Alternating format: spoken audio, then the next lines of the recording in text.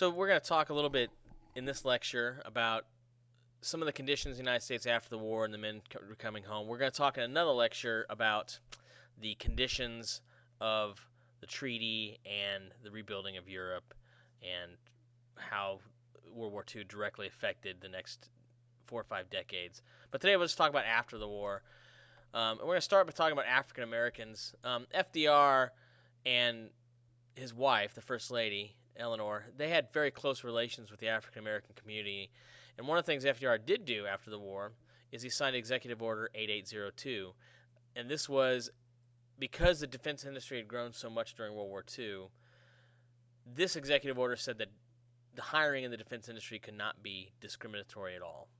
So because there were so many people making these things during World War II to fight, making products to fight in the war, this allowed a lot of African Americans to move into the middle class during World War II. Because you had a middle class of African Americans growing, it is that middle class in a decade later and 2 decades later that educated middle class was able to start a sustainable civil rights movement in this country. African American soldiers who came home came back to a segregated society. They also left a segregated army or navy. 6 out of 10 whites in this country thought that African Americans were happy with the way things were. Why did 6 out of 10 whites think this? Because 6 out of 10 whites probably had never even had any sort of formal and probably very little informal, relationships with African Americans at all. Veterans who came back from the war started the Double V campaign. It was the first national civil rights campaign in the country that went across one organization to include lots of organizations. The Double V campaign meant victory in war and victory at home. And Congress of Racial Equality was formed. This was to spread a new civil rights message for the growing African American middle class and lower class.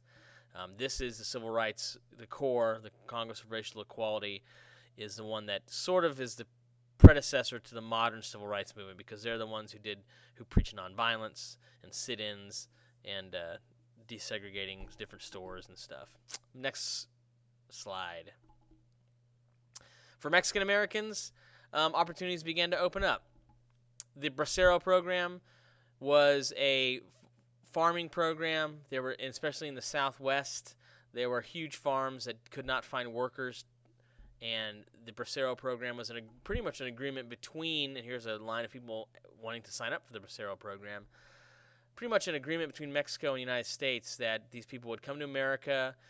The two countries would work out a relationship where we would provide transportation, shelter, food, and medical supplies while they came here and worked. And here's one of the Bracero identification cards they used during this time. Because there are so many Braceros moving into the country, a lot of larger cities like San Diego, San Antonio, they began to have these huge Spanish-speaking neighborhoods called barrios, and they were formed. And the barrios, the traditional barrios, are pretty much still barrios today. Next slide.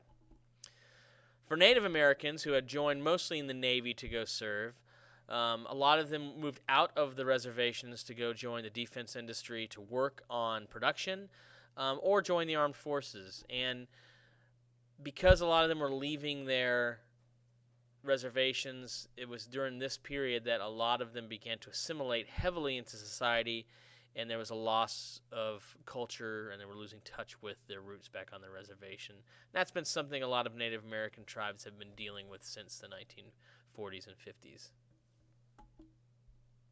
That's the end of this presentation, or this section of this. We'll talk about Japanese internment in the next.